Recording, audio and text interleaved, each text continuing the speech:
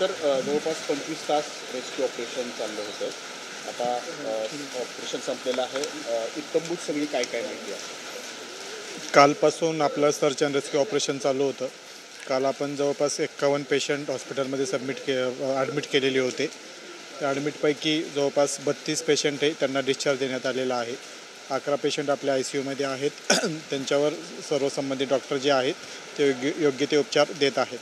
आज सकाळपासून आपण पुन्हा काही मिसिंग कंप्लेंट असतील तर त्या अनुषंगाने आपण 24/7 हेल्पलाईन नंबर ॲक्टिवेट केलेला होता.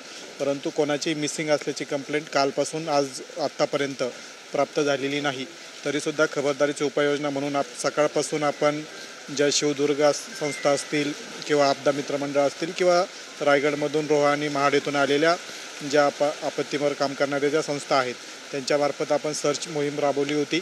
परंतु अशा कोणत्या प्रकारची डेड बॉडी वगैरे आपल्याला प्राप्त झालेली नाही.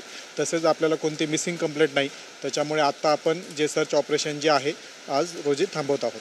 सर एकूण किती जणांनी यामध्ये कार्य केलेलं आहे? कारण NDRF असेल, वेगवेगळी पथकं या ठिकाणी आलेली आहेत, त्यांचा उल्लेख यामध्ये करणं गरजेचं आहे, कारण त्यांनी चांगलं कार्य यामध्ये केलं. काल घटना घडल्यापासून माननीय विभागीय आयुक्त असतील, माननीय जिल्हाधिकारी महोदय असतील, स्थानिक आमदार माननीय शेळकेसाहेब असतील, सर्व NDRFच्या टीम असतील, सर्व आपल्या आपत्तीमध्ये काम करणारे शिवदुर्ग संस्था, आपदा मित्रमंडळ, वेगवेगळ्या NDRF आहे, त्यांच्या स्थानिक नागरिक आहे की ज्यांना ह्या भागाचा अनुभव आहे, व्हॉलेंटियर आहेत. जवळपास काल 200 ते 250 जण एकत्रितरित्या काम करत होते आणि सर्वांनी स्थानिक लोकप्रतिनिधी, त्याच्यानंतर स्थानिक नागरिक, स्थानिक व्हॉलेंटियर आणि सर्व संस्था आणि NDRF सर्वांनी एकत्रितरित्या काम केल्यामुळे आपण 51 लोकांना काल सुरक्षितपणे हॉस्पिटलला हलवू शकलो.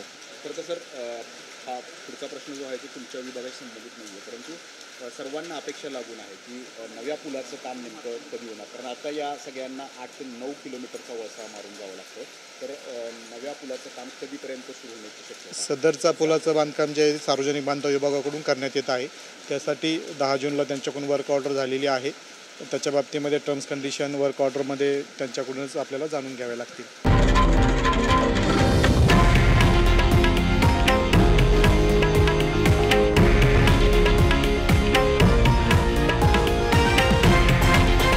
हे आहे देशातील नंबर 1 न्यूज नेटवर्क आणि आपण पाहत आहात TV9 मराठी, एकमेव.